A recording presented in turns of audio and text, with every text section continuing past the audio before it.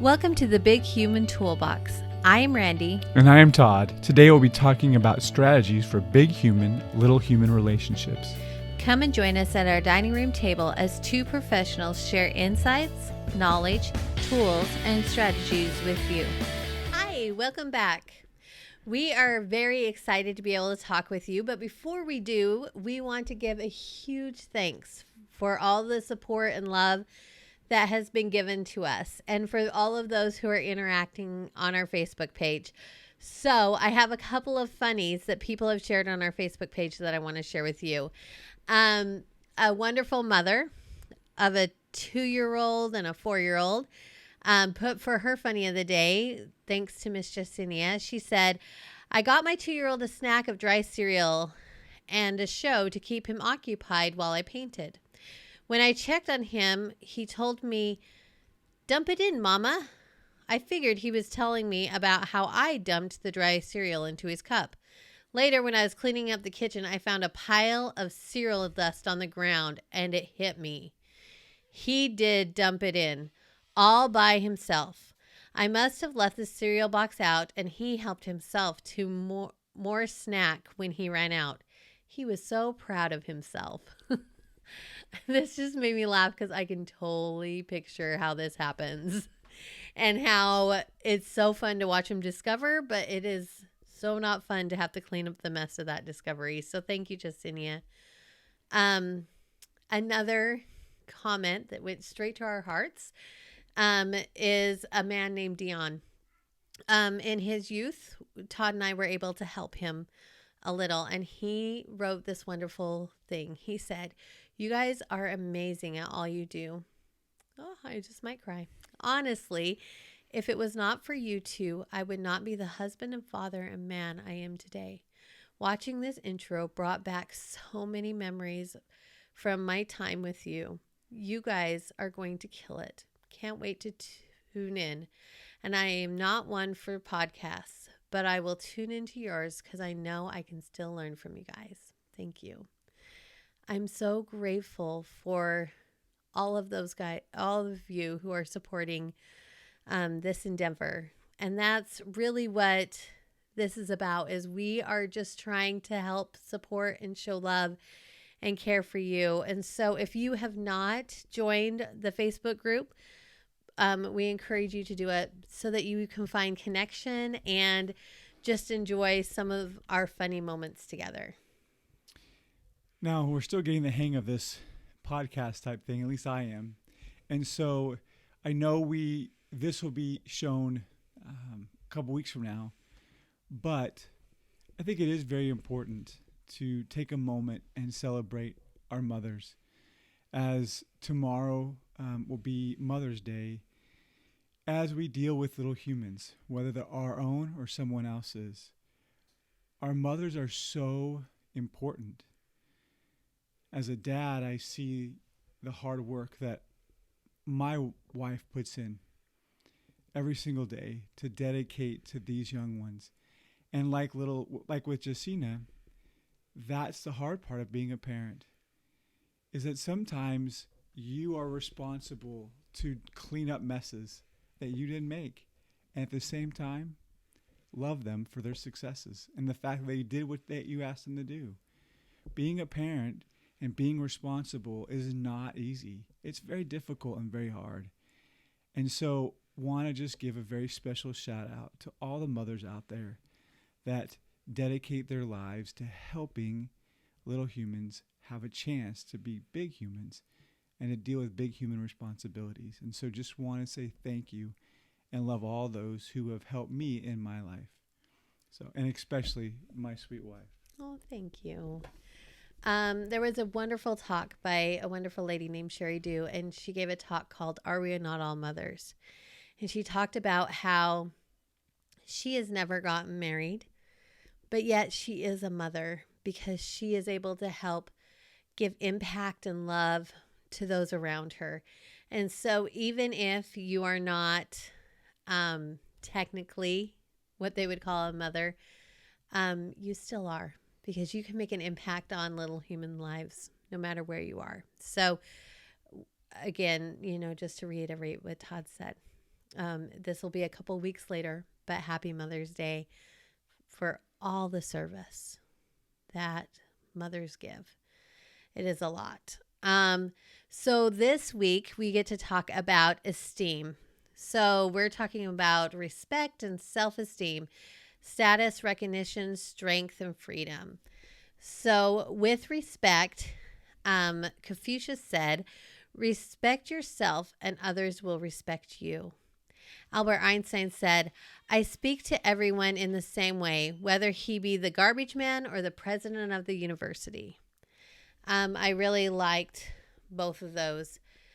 Some strategies that you can use for respect is demonstrate respectful behavior, teach polite responses, avoid overreacting, expect disagreements, set limits, talk it over later, praise respectful behavior, parent as a team, teach your child basic social interaction skills.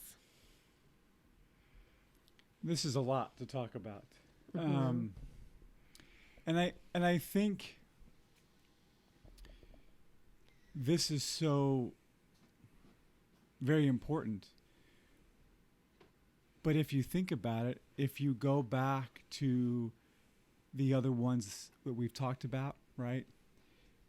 If there's not an emotionally safe or physical environment, if there's not this sense of feeling belong,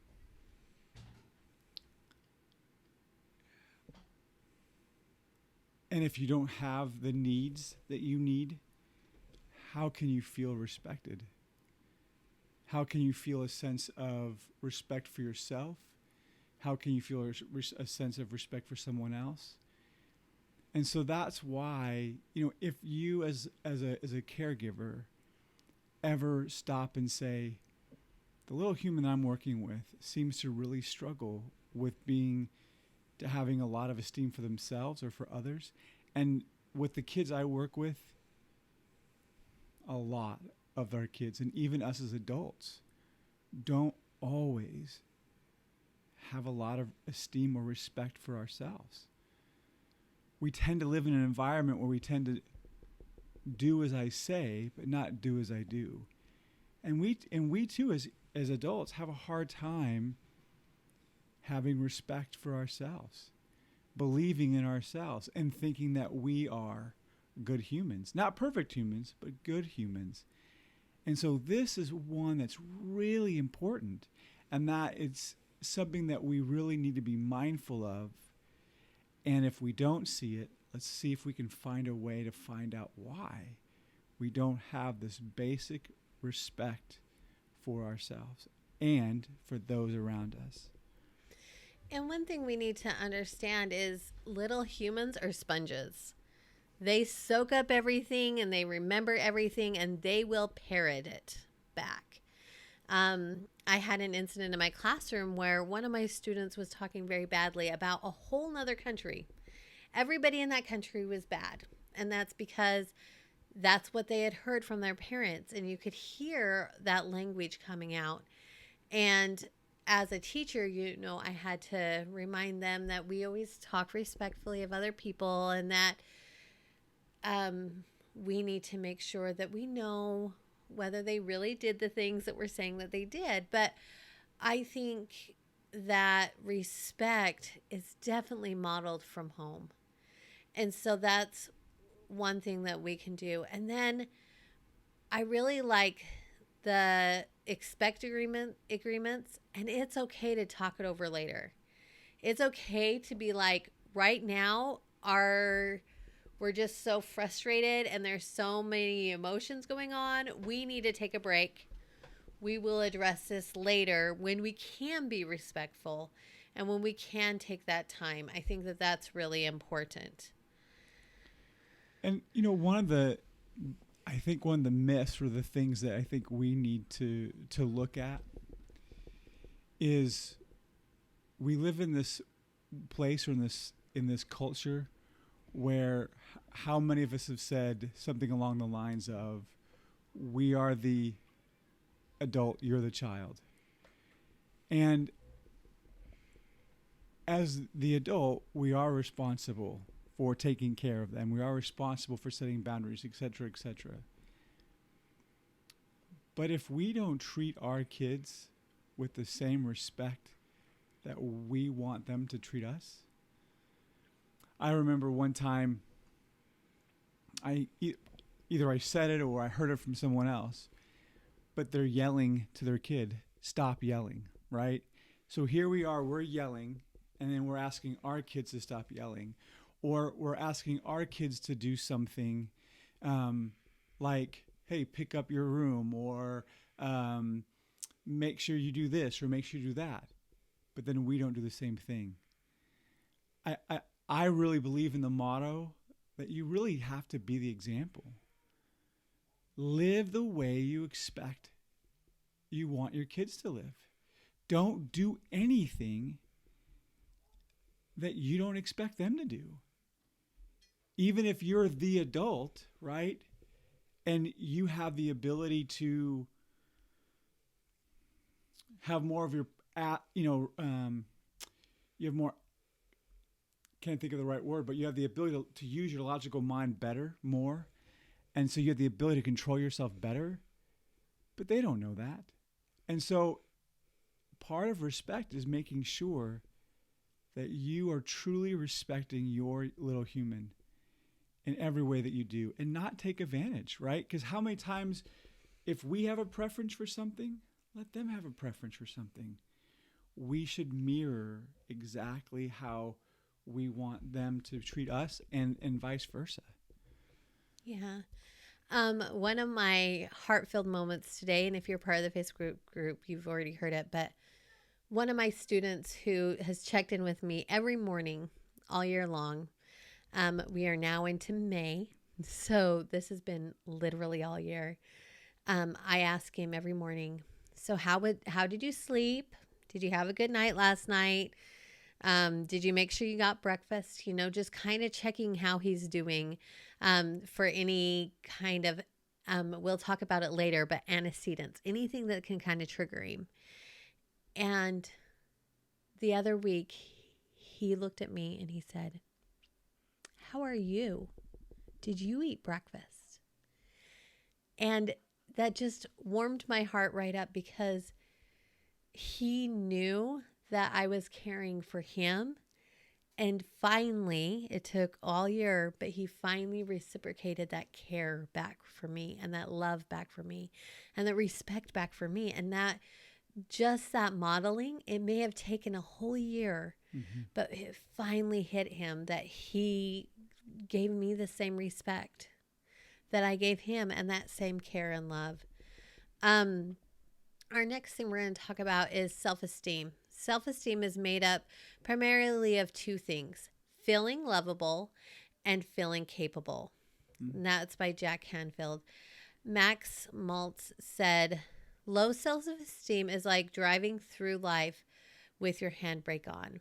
I see this so much. Self-esteem matters in our ability to be able to feel like we can do stuff or we're capable of doing things. So some strategies to help your kids with self-esteem is help your child to learn to do things, learn to do new things. And part of that is teaching. If you just say, go clean the kitchen floor, they're going to do an awful job unless you show them how and teach them how. When teaching kids how to do things, show and help them at first. Praise your child, but do it wisely. Don't overpraise, but make sure you're praising effort too. Hey, I can see you worked really hard on that. And you worked so hard. There's just this one little thing we may need to tweak, but I appreciate your effort. Be a good role model of self-esteem. Ban harsh criticism and focus on strengths. And let kids help and give. Part of that esteem is just knowing that they're needed. I think the sense of respect being the sense of feeling valuable or feeling lovable is so important, right? Because if you don't feel valuable and if you don't feel a sense of trust that you can do something and then get something back in return, then it's hard to believe in yourself. And those go hand in hand. And a lot of what I see is that our kids are so capable, but they struggle with feeling valuable. They struggle with feeling felt. And so one of the things, two of the strategies that I like to talk about is, number one is when you give praise, my encouragement is to not say, thank you. Thank you for helping me out, right? Because is this about them or us, right? So thank you for cleaning that up. Well, if it's about us, then they're going to do it for us. But if it's about good for you, that's good that you are able to figure this out. It's good for you that you were able to master that skill. Good for you that you were able to calm down. Because remember, we make it about us sometimes because of our own emotions. But in reality, the more it's about them, then the more confidence they have. Because one of the paradigms that are out there about parenting is to use fear. That we want to treat our kids like dogs, right? We want obedience. We want compliance. And yes, we have to have compliance and we have to have that to a degree. But at the end of the day, is it really about, do I want my kid to fear me? Do I want my kid to be afraid to do something I tell him because he's afraid to do it? Or do I want my kid to do it because he knows that I'm not going to ask anything of him that either I won't do myself, or I'm not going to ask him to do anything that's not okay or helpful to him? And that's really where true sense of esteem comes from, is when they do it, like Randy talked about, out of pure care, right? When their confidence and feel safety merges with their ability, that's really what esteem's about. Yeah. Our next thing is status and recognition. William James said, difficult roads often lead to beautiful destinations. The deepest principle in human nature is the craving to be appreciated. I think it's really nice for people to say, I noticed that, or thank you, or that uplift. And the more capable that somebody is, the more praise and esteem that they get. Those who are not as capable sometimes don't get as much praise and esteem. And so I think that helping our children have that status and recognition, but when it is deserved. Because if you're giving status and recognition when it's not deserved, they can tell that it's not sincere. So talk it out. Point out the greats. Even professionals and skilled artists fumble sometimes. And I think that it's really important to help our little people understand that even those who are great at something have bad days. Build on your child's strengths. Praise the child's effort and practice graceful winning. Part of this is I can be skilled, but I can also see the skills in others. And to just be grateful, encourage a heart of thankfulness, and don't compare your kids. Don't compare Johnny's status to Susie's status. Both have statuses in different places and different times. And we need to really recognize that each of those little humans are amazing in their own ways and have their own deficits in their own ways. And so that's where we can focus on strength, because maybe Billy has this strength that helps him succeed, but Sally will have this strength that will help her succeed. I had a student who has a lot of depression and anxiety things, and I was really trying to teach this concept that you have strengths that will help you. And it was really hard for her to see those strengths. But I sent her with a homework assignment to go home and ask her parents what some of her strengths were. And she came back the next day and she was so excited because they helped her see her strengths. And sometimes for that status and recognition, we just need to show our kids some of their strengths. And I think that with this is a very important thing.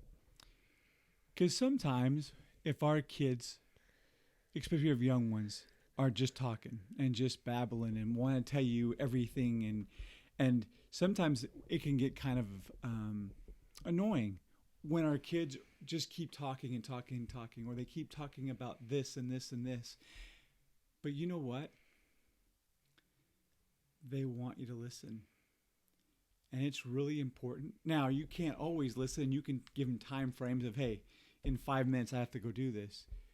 But it's really important that you give them the attention they need, even if it doesn't make sense, even if it's not understandable. They need to have that status of what? You're important. What you're saying, even if it's about rainbows or puppies or Godzilla or whatever it might be, you need to take interest in them. Take interest into what they're doing. Give them that status. And here's a key. If you keep seeing your child keep saying, well, what about me? Or what do you think about this? Or why do you talk about this person versus me, right? Then maybe they're struggling with status. Maybe they're not sure where they fit in. And sometimes we can take that for granted. Sometimes we think our kids are fine and safe and they know they know what world they're living in. But do they? Do our little humans really know where they fit in? Do our little humans really know that how they fit in with everyone else? As Randy said, we compare each other. And so this is really important. And again, as Randy said, make sure pointing it out. You really are a good dishwasher, right? You're really good at comforting me when I need comfort, right? Let them know, let them have that status just because we appreciate it too. Another couple things on esteem is strength and freedom.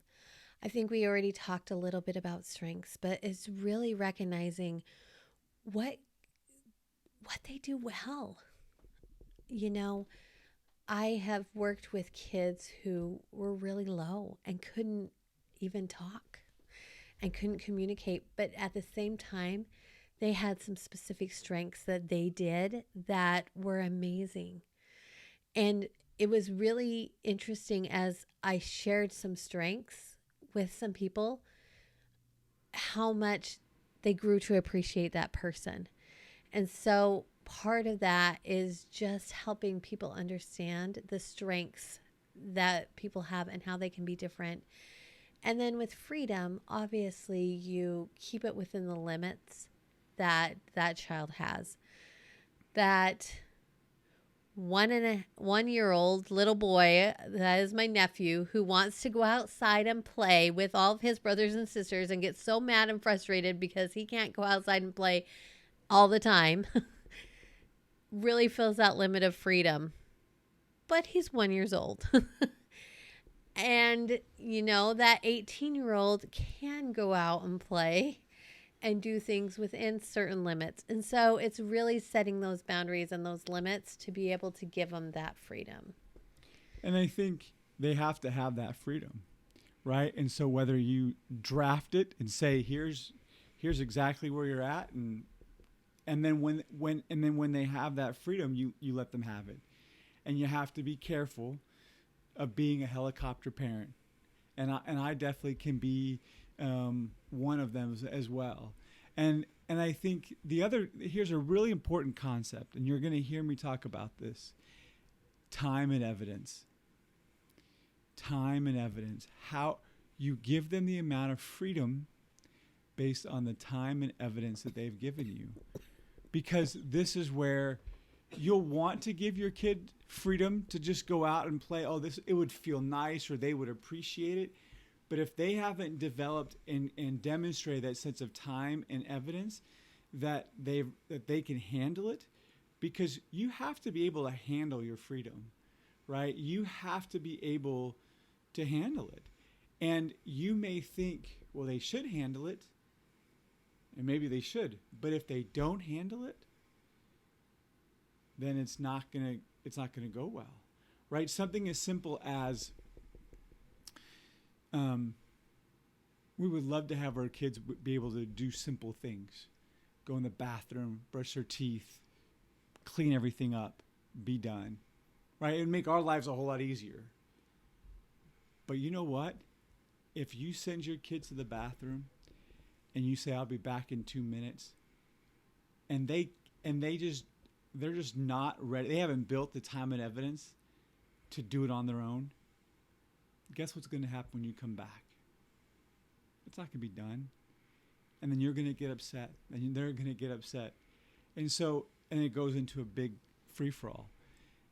So really make sure that give them freedom, but make sure the freedom is as Randy said, in that ability or that sense of time and evidence.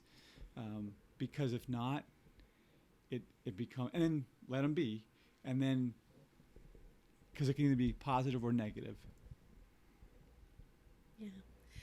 We really appreciate you guys listening to us today as we were able to talk about esteem and how that fits into Maslow's hierarchy of needs.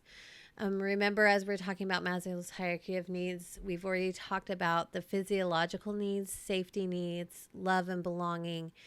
So if you need to go back and review those episodes, definitely do, so that you can be able to build that foundation to be able to help your students or your kids or whoever those little humans are in your lives, because it really does take a village. And we know that as caregivers, whether that be a parent or a teacher or a therapist or somebody else who works with little humans, you guys are the front lines to helping these kids esteem and helping them know that they are loved and cared about and to become successful human beings.